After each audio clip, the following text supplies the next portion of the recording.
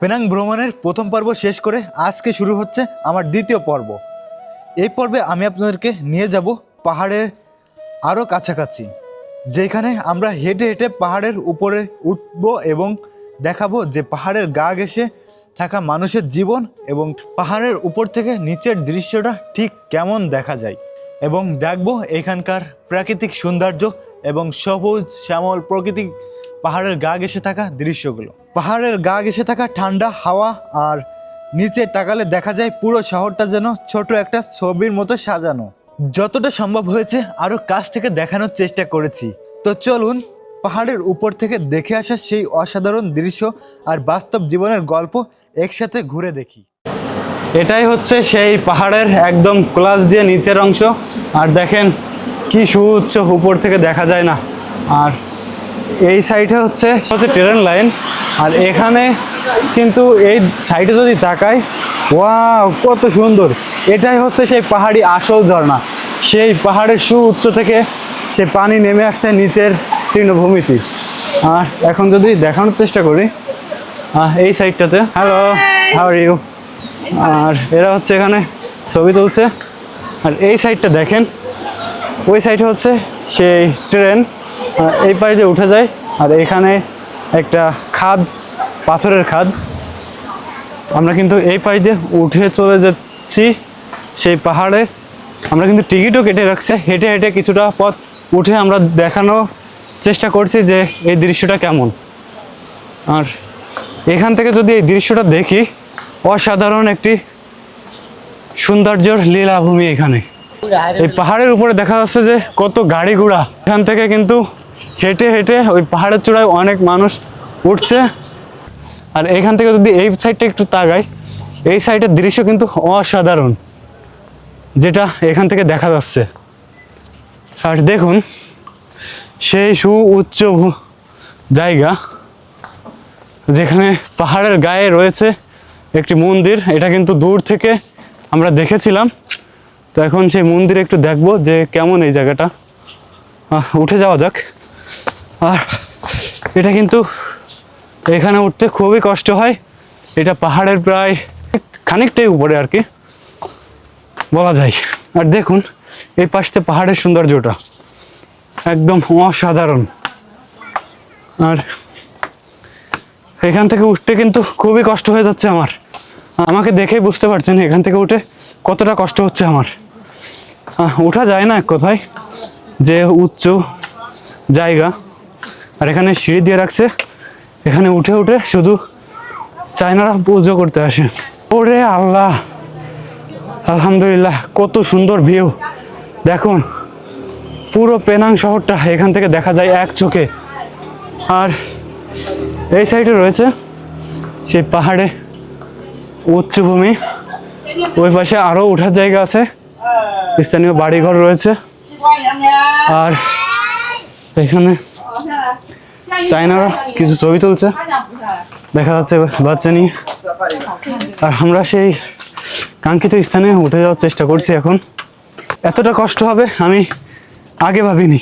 এখানে কিন্তু স্থানীয় যেসব স্থাপত্যগুলো, এই দেখেন এসব হচ্ছে চাইনিজদের স্থাপত্য।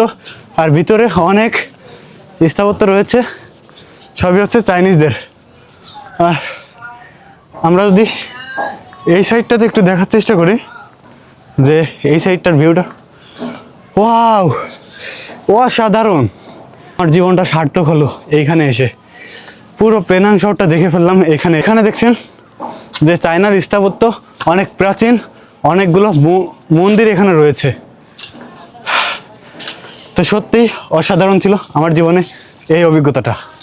আর এটা কিন্তু আমরা হেঁটে হেঁটে, দেখুন ওই সেই নিচু থেকে হেঁটে হেঁটে এই পর্যন্ত উঠেছি। আর এখান থেকে কিন্তু আমরা নেমে সেই ট্রেনে করে সে আমাদের সেই উচ্চ কাঙ্ক্ষিত স্থানে চলে যাব।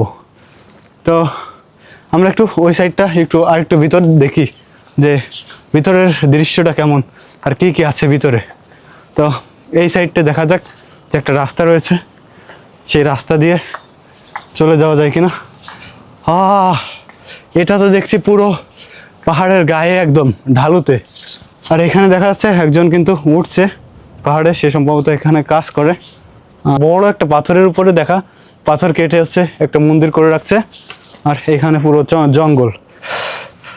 এখানে উঠে আমার এতটাই কষ্ট হয়ে গেছে, আমার পুরো জার্নিতে কিন্তু এত কষ্ট একদমই হয়নি। তো আমরা কিন্তু আস্তে আস্তে সেই পাহাড়ের ওই সুউচ্চ জায়গায় কিন্তু উঠে যাব। এখানে দেখেন প্রাচীন স্থাপত্য কত পুরাতন। আমরা একটু এই সাইডে যাই আর এই সাইডের দৃশ্যটা একটু দেখানোর চেষ্টা করি। এই সাইডে কিন্তু পাহাড়ের উপরে রাস্তা করা আছে, এখানে কিন্তু গাড়িতে করেই অনেকেই উঠে চলে যায়। আর দেখুন কত বিশাল বিশাল পাথর কিন্তু এখানে রয়েছে অসংখ্য। এখানে কিন্তু হেঁটে হেঁটে অনেক মানুষই দেখছি উঠে এসেছে। ওই কত উপরে, ওই উপরে ওঠা কিন্তু আমাদের পক্ষে একেবারে হেঁটে হেঁটে ওঠা সম্ভব নয়। এখানে দেখা যাচ্ছে অনেক পর্যটক এসে এখানে ভিড় জমায়, ছবি তুলছে। আর ওই দেখেন সেই মেট্রো রেল, ওটা কিন্তু সেই পাহাড়ের উচ্চ থেকে নেমে আসছে ওটা। আমরা কিন্তু এখনো পাহাড়ের মাঝখানেও উঠতে পারিনি এত কষ্ট করেও। আর এখানে অনেকেই উঠে যাচ্ছে দেখা যাচ্ছে।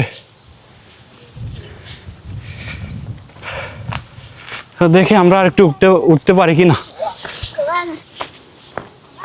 আর এখানে দেখা যাচ্ছে কি বিশাল বিশাল সে পাথরের খণ্ড রাখা। আর এখানে যদি বলি এই পাহাড়ের উপরেও কিন্তু মানুষের জীবনধারা কিন্তু এই যে দেখতে পাচ্ছেন বাড়ি, এসব কিন্তু এই পাহাড়ের উপরে স্থানীয় পাহাড়ি মানুষজন থাকে। আর এই যে রেল লাইনটা দেখতে পাচ্ছেন পুরোটাই কিন্তু পাথরের যে পিলার দিয়ে তার উপরে রেল লাইনটা করা। আর ওইখানে কিন্তু অনেক পর্যটক হেঁটে হেঁটে উঠতে চলেছে সেই সুউচ্চ কাঙ্ক্ষিত জায়গায়। আর এখানে কিন্তু এই যে এই স্পটগুলোতে আপনি ঘুরতে পারবেন। আর এই জায়গার পুরো ম্যাপ হচ্ছে এইটা। দেখা যাক যে সামনের দৃশ্যটা কেমন হয়। এটা মনে হয় না আমি উঠে শেষ করতে পারবো। এখানে অনেক উঁচু, যেটা অকল্পনীয়। তো এখানে হচ্ছে মালয়েশিয়ার স্থানীয়রা। আর এখানে কিন্তু লেখা রয়েছে যে এখানে পাহাড়ে উঠতে গেলে এই সিঁড়ি অবলম্বন করতে হবে।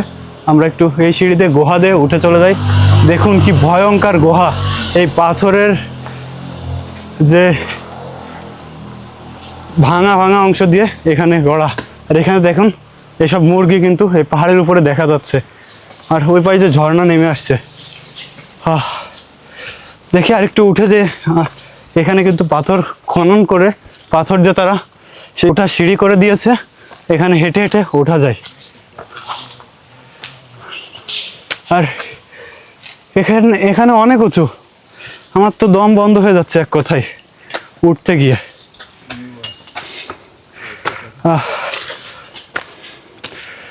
আর এত উঁচুতেও মানুষের বসবাস দেখেন, এই সুউচ্চ জায়গায় এই যে স্থানীয়রা বসবাস করছে। কিভাবে ভাই এরা এত উপরে প্রতিদিন ওঠে আর এখানে জীবনযাপন করে, সত্যি এটা অকল্পনীয়। আর আমি যে কখনো এরকম জায়গাগুলো আপনাদেরকে দেখাতে পারবো এটা আমি কখনোই ভাবিনি। আর এখান থেকে দেখছেন পুরো পেনাং শহরটা। তো আমরা কিন্তু আর উপরে যাব না, আমরা এখন নিচেই যাব। কারণ এই পাহাড় যে উঁচু, আর সে পর্যন্ত ওঠার শক্তি হয়তো আমার নাই। যদিও বা যতটুকু পেরেছি আপনাদেরকে এই পাহাড়ের এই পাশ দিয়ে যেসব মানুষের জীবনযাপন তুলে ধরার চেষ্টা করেছি। আমাকে দেখে হয়তো কিছুটা হলেও অনুমান করতে পারছেন যে আমার পরিস্থিতি এখন কেমন। আমার এখানে উঠে এসে এমনিই মাথা ঘুরাচ্ছে আর প্রচুর ক্লান্ত হয়ে গেছি। এখান থেকে নিচের দৃশ্যটা দেখেন, এই যে উপর দিয়ে সেই রেল রাস্তা, আর এখানে আছে সেই পাহাড়ের খণ্ড পাথর রয়েছে। তো এটার স্থানীয় নাম হচ্ছে বকিত বান্ডর।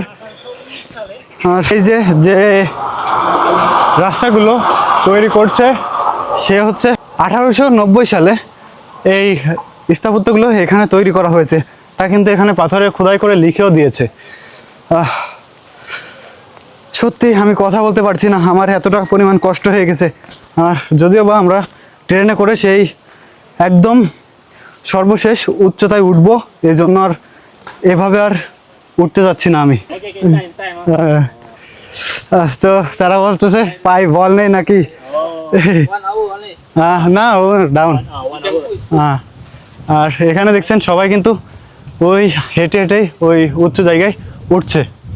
আর এরা সব হচ্ছে অন্যান্য দেশ থেকে ঘুরতে এসেছে এখানে। ওকে, তো আমাদের কিন্তু ট্রেনের সময় হয়ে যাবে, এই জন্য আমরা এখন নিচে যাব আর ট্রেনে উঠবো, উঠে সেই সুউচ্চ জায়গায় আমরা যাব। আমার হচ্ছে পায়ে যদিও বা বল আছে, কিন্তু যত উপরে হেঁটে হেঁটে অত উপরে উঠলে আর আমার নামতে অনেক কষ্ট হয়ে যাবে। সেক্ষেত্রে আমি যদি ট্রেনে যাই আর আমি দেখা যাচ্ছে 10 মিনিটের ভিতরে ওই সেই উঁচুই জায়গায় পৌঁছে যেতে পারবো, আর সেক্ষেত্রে আমার কষ্টও হবে না। আর এখানে দেখেন, এখানে বিদ্যুতের খুঁটিগুলো কিন্তু এই যে পাহাড়ের উপরে কিন্তু তারা বিদ্যুৎ সংযোগও এইভাবে দিয়েছে, সেই নিচু থেকে এরকম করে বিদ্যুৎ তারা পাহাড়ে এনেছে। আর এই দেখেন পাহাড়ের চূড়ায় কিন্তু এরকম গাড়ি রয়েছে, আর এটা হচ্ছে সেই মন্দিরের পিছন সাইড। বন্ধুরা, এতক্ষণ দেখলাম এই পাহাড়ের যেসব গা দিয়ে ঘেঁষে যেসব বাড়ি রয়েছে, স্থানীয় মানুষ এখানে কত প্রাচীনত্ব থেকে বসবাস করে, আর এখানকার যে সৌন্দর্যটা সব কিছুই আমি আপনাদের সামনে তুলে ধরার চেষ্টা করেছি যতটুকু সম্ভব হয়েছে আমার কাছে। তো আমরা এখন চলে যাব সেই ট্রেন দিয়ে উপরে।